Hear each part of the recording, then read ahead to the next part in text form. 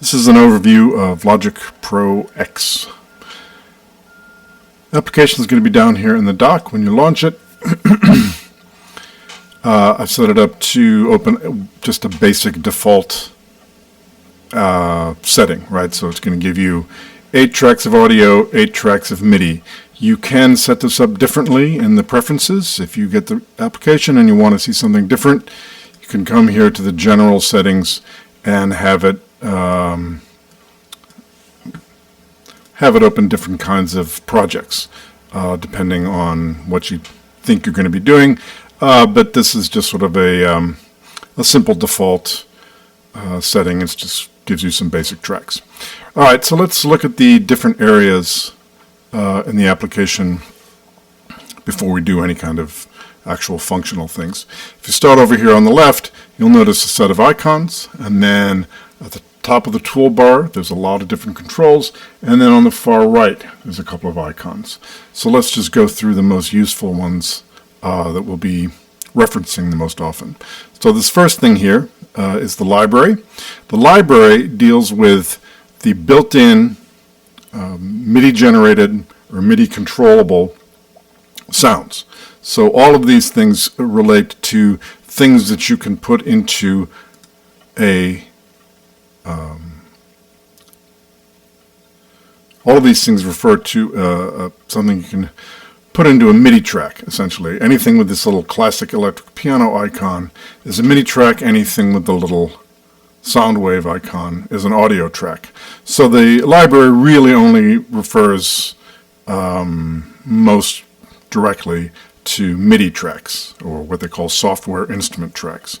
And you can see there's a whole long list of categories, each one of which has many, many other possible options, sometimes several menu options deep. So if you want to see all this, most of these windows you can get the cursor right there and expand. Right? So if you wanted to see all of the possible orchestral string possibilities, you got 3 whole menu options. This takes up a lot of room though, so normally I think keeping that scrunched up as much as possible makes the most sense. All right, you can also look through them up here in this window. Right? The top window will give you the basic category of the sound, and then you can move through them without having to expand this window. It's a general truism about Logic. There's a bunch of different ways to do everything and lots of different avenues to take, almost any time. So it's just a question of finding the one that works best for you. All right, the next, I'm going to go ahead and close that, and I think it's generally a good policy to keep the window as unobstructed as possible, just because there's only so much real estate on the computer screen and in your brain, so the less you're looking at, the better, I think. Quick help here, which is under the little question mark icon, is super useful when you're just getting started. It means anything you hover over, it'll give you a little quick rundown and a key command, if there is one, for that particular function. So this is to add a track, this is to duplicate an existing track, etc. Every little bit and every little part of Logic will have a little quick help box that goes along with it. We're not going to look at region right now.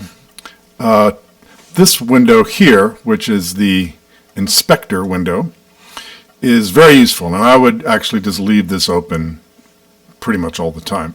What it gives you here is one single channel strip, essentially. This would be analogous to something you would find on a mixing board. One channel strip per track. So as I move through the tracks, this channel strip refers only to this track, and it's going to be the same for all the audio instruments. And then watch, it'll change when I click on the MIDI track. Right. So this is the one on the farthest right is only going to be relevant to whatever one is selected and highlighted. This channel strip, though, is the master, right? This is the stereo output of the whole project, right? So having these two things up all the time is really useful. You can see what your volume levels are, you can see what the assignments to the track are, So if anything is going to be open all the time, it would be the inspector. Otherwise, you don't have a lot of insight into what's going on. The next big chunk here is where all of the track settings exist. And like I said, the ones with the blue icon, little waveform icon, are audio tracks. They also say audio. And the ones without that are going to be some kind of MIDI track. Now, as you change in the library what you're looking at, that track will change. Now we got an acoustic piano, now we got a marimba, right? And they helpfully give you a little picture just to keep track of things. So the exact designation of the software instrument tracks, the MIDI tracks, are going to change as you change the sound, whereas the audio tracks always look essentially the same. One thing to be aware of in the audio is whether it's stereo or mono. If you come down in here and see that little circle, that indicates one circle indicates a mono track, two circles indicates stereo. In general, if it's going to be something you're recording in, unless you have two mics and are recording two different aspects of the sound from two different areas in the room, there's really no strong reason to record in stereo. If you have just one mic, you're only getting one source of the audio, and a stereo version of that file would be identical to a mono version of that file. So I would just leave all of your tracks mono, and if you happen to see them being in stereo, I would switch them back to mono, because if you record one input in one side of the stereo field, you have this sort of blank other chunk of the file, and there's no purpose to it. It just takes up more room, and you're not getting any benefit out of it. So in general, we're going to be recording mono, unless you do some sort of more elaborate live recording where you have a couple of mics to pick up a spread of the waves that's going into the input. They're numbered, audio 1, 2, and 3, but you can also just change the name, right? So if this is going to be voice, name it voice, right? And that's very helpful. The more you can label things in a very clear way, and the more sort of persnickety you are about that, the easier as you go along it's going to be to keep track of things. It can be an ordinary tendency to just leave things or call them 1, 2, 3, 4, 5, but after you have like 30 or 40 of them, it's hard to remember what all those things are. So I would, in general, as much as you possibly can, rename tracks as soon as you have a pretty firm idea of what you're working with. You can delete tracks just by selecting them and then clicking the delete button. You can delete them all. You can add tracks just by clicking on the add and saying audio. If you know you want an audio track, you can click on this button, which is basically duplicating. Right? So it's just going to take whatever you selected and add another one of those. You can have basically as many tracks as your computer will allow, which these days is more than you could possibly ever really want, except in an extremely elaborate project. So there's really no benefit or restriction to reducing or expanding the number of tracks. It's become so computing has become so powerful. There's not any real restrictions that you need to be aware of in terms of how many tracks, other than just how much you can kind of remember and see. I find that when I have to scroll a lot, if I added a whole bunch of tracks here and it went all the way off the page, and I have to start scrolling up and down, that can get a little tiresome. There's no real easy way to do that unless you make groups, and then again, you're not seeing everything you're doing. So in general, I don't think we'll need much more than 20 some tracks, and that should fit in a window. As you move further right, you see a couple of other controls here. This is just volume, and if you notice, if you select a track and slide this slider down here goes along with it, right? So these two things are linked. Likewise, the pan, which is this little dial, is going to be linked with this one. So these controls are basically reduplicated here. Okay, the little letters here to the left, that's mute. If I do that, whatever I record in that track is not going to be played.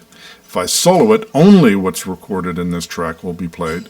If I record enable it, it means that when I hit the record button, that track is going to record, but only that track.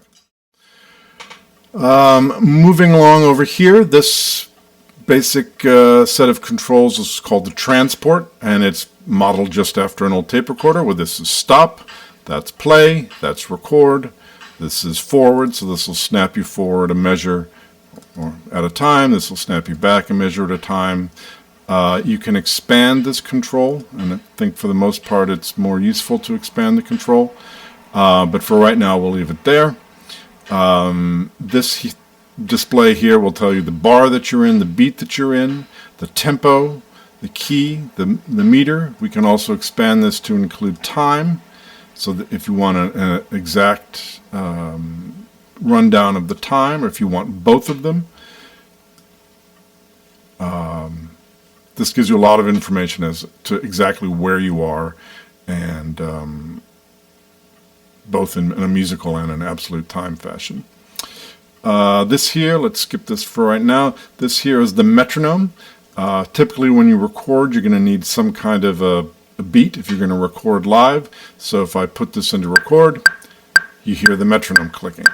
If you need a count in, which also is very common, you can say 1 bar, 2 bar, 3 bars, a quarter of a beat, whatever you want, so that you can start recording, right? I think it defaults to 1 bar, so when you hit record, 2, 3, 4, then you start, right? So it gives you basically 1 bar for nothing. Let's see. Over here, there's some more options. A list editor will just tell you in a long line of bits of numbers what's in that track.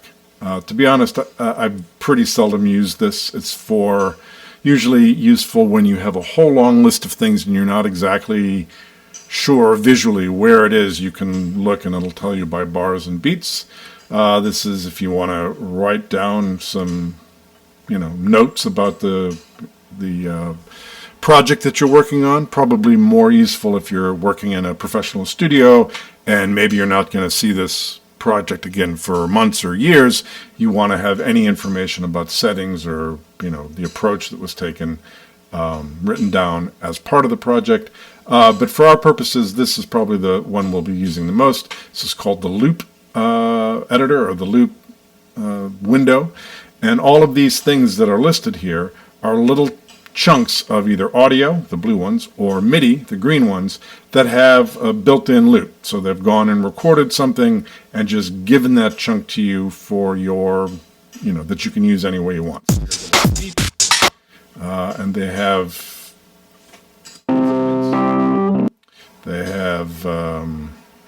well, everything you can imagine. A drum fill, and it literally goes on and on and on. And they give you little bits of information here. How many beats the thing is, what the tempo is of the original, which doesn't mean that you have to use it at the original. Like this is originally recorded at 126, which is not too far off of our tempo up here, which was 120.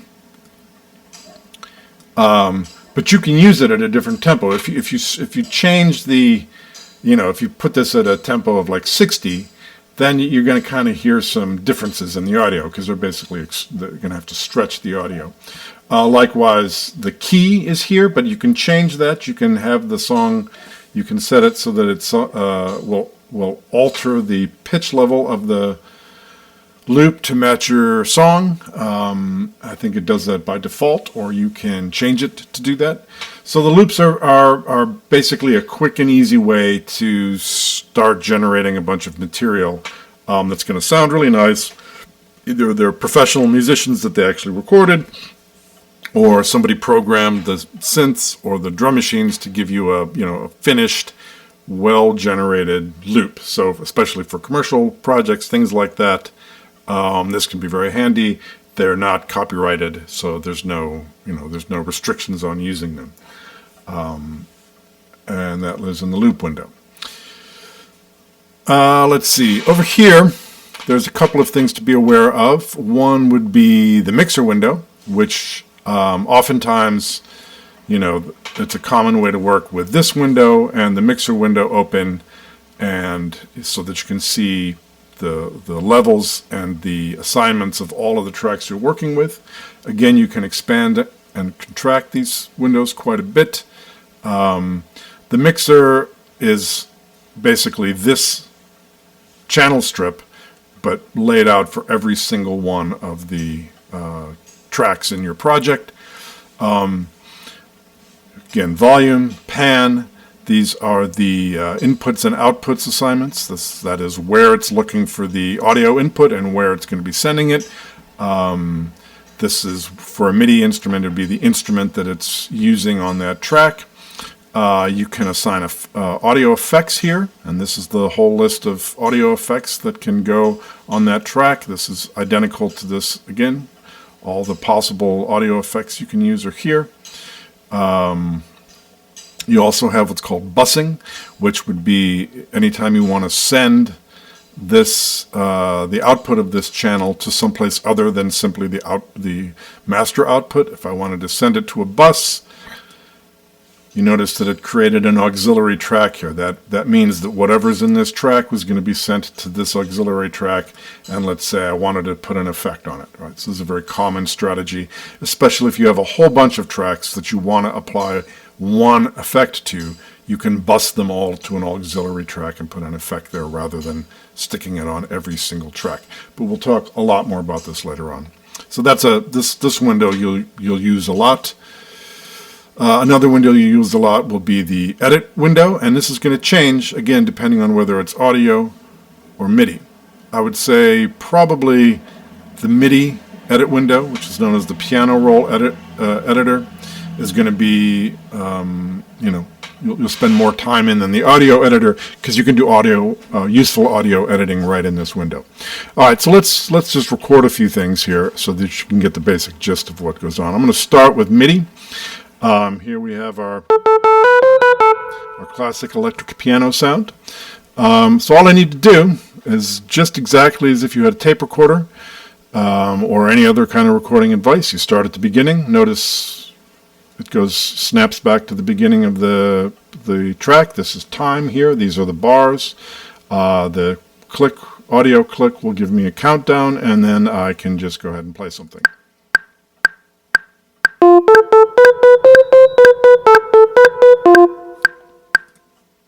Okay, so we see it in the window here, and those are the actual notes there, but it's not really editable in this window for MIDI.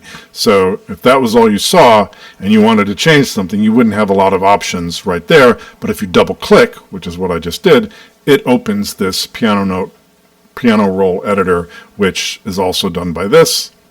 Okay, I'm gonna try not to use key commands when I do these videos, because you can't tell what I'm doing. All right, but there are key commands for all of these things.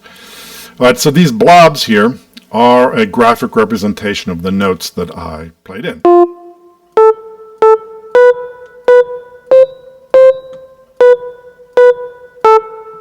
Right, each one of them, and it's placed on the grid of the bars and beats exactly where I played them. Right, now the colors, the different colors, give you a representation of what we call the velocity. If you notice, when you hover over the note here, you get pitch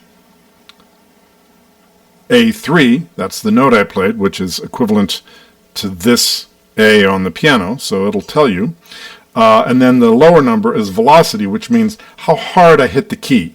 How long did it take from between the time I pressed the key down to the bottom of it, and that gives you a number. MIDI is all about quantizing things into numbers. All right, so 97 is not the highest possible value. If I select this and slide the velocity slider all the way up, this is now as loud as that sound can possibly be. If I slide the velocity all the way down to 1, well, you won't hear it. If I put it about midway, it's green. But notice that the sound is a little bit different. It's a darker, softer sound. It's not just quieter than this has more high end in it, because they're imitating the difference of sound that you would get if you actually played an electric piano harder or softer, right? It's not just louder, it's a different tone quality. So you can select all of the all of them and drag them up, but notice that they only go to a certain level. That is, if I'd select all of them, it'll take the loudest one and allow me to make that as loud as possible, that the other ones will scale, right? There are other ways of dealing with it, but just to be aware of that as a default of the piano roll window, right? So now when I play it back, go back to the beginning. What if it occurs to me that that's all totally not synced up with the beats and doesn't have a lot of musical sense, and I feel like my playing was lousy? Do I have to redo it? No. You can select everything, or I could do Command A, which would be select all, and I could come in here to the quantize. All right, so quantizing basically snaps whatever you've played to a grid, and the grid is going to be determined by what you ask for, right? So if I quantize this to the quarter note, it's going to find the nearest quarter note to all of these notes and move them accordingly, which doesn't make any sense because I was playing faster than quarter notes. So I'm going to undo that. I could try eighth notes, and that was a little bit more reasonable, but let's try sixteenths, because I have a feeling that's going to be closer to the the subdivisions I was actually playing. Right? So it's not really it's not metrically meaningful. It's not obviously metrically meaningful because I started late. If I slide that to the beginning, what else we got here? Okay, so that will sort of mechanically snap you to the bars and beats and subdivisions of the track, which for the most part you want, right? For the most part you want your things to be lined up vertically. Now, of course, there's a lot of issues of sort of musicality and feel and groove that come into it, but for a lot of different kinds of projects, kind of a baseline, everything in time presumption is pretty common. All right, so MIDI, one of the real attractions of MIDI is how editable it is. You got a number of things you can do in this window. Note that when they're all highlighted, they will all go. So if I drag the length here, they will all stretch out. If I don't want them all to stretch out, but I just want this note to go long, I can do that. Likewise, if I decided, they should all be super staccato, I can drag them all back short like that. And okay, so the length of the pitch is fully editable. Likewise, the pitch of the pitch is fully editable. You can drag them all the way down to the bottom, all the way up to the top. Nice. It's actually so far off the keyboard that you can't hear it. The nice thing about MIDI is it doesn't actually care what makes musical sense. It'll do whatever you want. Okay. So MIDI is an extremely flexible medium by which you can control musical information, which is why it's stuck around all these years. The one downside to MIDI is that you're limited to the kind of reproduction values of the software or hardware that's generating the sound that the MIDI is controlling, because the MIDI just says play this note for this long. And if I wanted to change the sound, say I wanted instead a bass, MIDI doesn't care. But you're limited to how good the sound is that it's using to play back your information. So that's a little bit of a plus and minus thing with MIDI. That the input and the flexibility of editing and the control you have is great. The sound is limited by what's actually generating the output. And that has gotten much, much better over the decades, but it's still a limitation in relation to real acoustic sounds. All right, so let's just leave that there for now in terms of basic editing. Obviously, if you select another track and go back and record, it's not going to record on this track. That will just play. I can hear it.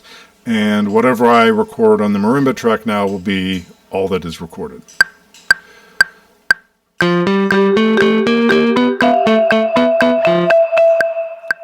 Right? And And this is how you build things up.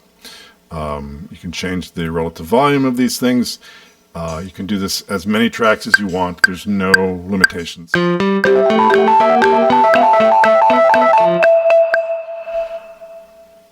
Okay.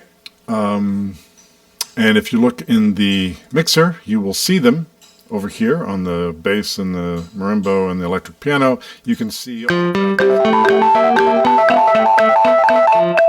the other things you're seeing here are some buses. All of these MIDI devices, MIDI instruments, have some kind of an effect placed on them. They have a little an echo here and an EQ, which we'll talk about later. That's built in. When you open up the patch, it's going to have that as part of the sound. When they programmed the sound, they decided it sounded better with a little bit of delay and a little bit of EQ. Okay, and then this over here is the stereo output. This will be what was going to be going to your speaker. You see that little red there? That means you've overdriven the output, right? You don't want that as much as possible, so it means you need to bring something down in volume. You could either bring the master down, or you could go back and say, well, you know, which one was actually giving me. I think it was probably the bass, since I had the velocities up.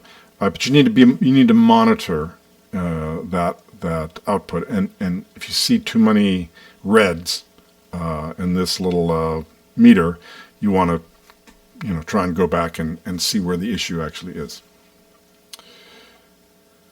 Okay, for audio, if we go into an audio channel, I'm going to mute these so I don't have to keep hearing that, or I could just delete them too. But if you go in here, if you have an input into the audio channel, you should be seeing some sound there. So if you're not seeing the VU meter move, that means there's something wrong with the input for this channel. And this is a pretty common issue, right? Because where you've plugged into the input isn't necessarily where the default input of the channel is. So you need to come in here to inputs and select the appropriate channel, which I think for me, yeah, is channel 2. It's where my microphone is plugged in. And notice the input there is quite low. Okay, this is a pretty important basic thing. You want your input of the audio to be kind of up in this area where you'll get a bunch of yellows. So I'm going to turn up the input on my audio interface until I get a nice crispy level. Okay, so that's better, right? You can see how the input of the microphone is nice and hot on the input channel, but not so loud that I get, not so loud that I get feedback and that I get overdriving. Okay, so somewhere up in this area is kind of where you want to be for almost any kind of audio input. Now if I go back and hit record, this time it's going to record audio. As you can see, my voice is now showing up as little waveform blobs on the track. And if I hit stop, there it is.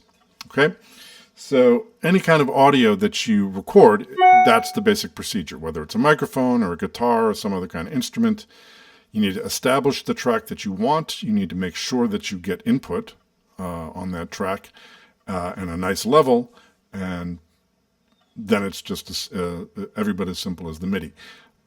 If I zoom in here, these two things are very very useful, especially when it comes time to look at audio, because you can edit very comfortably right within the main window. That is, you have an audio editor here, but it's not, for most basic operations, it's not any more full-featured or useful, I don't think, than the basic window. And this way you can just sort of see what you're doing exactly as you're doing it. So all of these chunks of the audio, as you can see, my voice is now showing up as little waveform blobs on the track, are fully editable. The first thing you should realize is this blue track, if I move the edges of it, you notice that little ghosty gray bit. That means that the audio is still essentially there. It's just kind of not being used in the track. It's like a window is closed on the audio. So it's not destroying that audio and throwing it away. It's just not referencing it at this chunk of the track. it only starts referencing it here. So no sound, no sound, no sound. Waveform blobs, and then it snaps into the thing. So this is called non-destructive editing, and it's a way better place to be than destroying everything that as soon as you tell the program you don't want it. Okay. There are many operations we can do here. The most basic one, I'm going to be holding down the command key, which is going to reference this tool. The basic tool here, when you're just working without holding down any keys, is just going to be the arrow. That's why the default is this cursor arrow. When I hold down the command key, though, you go to this one, right? And that is this plus sign. The plus sign means marquee window, right? So if I click and drag over stuff, it's going to select that. If I click it now, you notice the frame has detached from the rest of the audio file. That's now a movable chunk that I can move around if I happen to want. I don't know why I would, both of those voices. As you can see, waveform blobs now on, right? Or if I just decided, I just want to edit that little chunk, I'm just going to adjust some bit of, maybe I hate that little sound there. Suppose I said too many ahs and ums and I want to move it together. All right, so audio files are every bit as flexible and easy to edit as MIDI files in a lot of ways. As you can see, my voice is now showing up waveform blobs on the track. Okay, so between them, these basic edit functions and the basic edit functions in MIDI will get you a good chunk of the way into almost any project you want to do. It's sort of setting the basic material out that you're going to be using, at which point then things like effects and EQ and compression and all the rest of the sort of arsenal of studio manipulations come into play.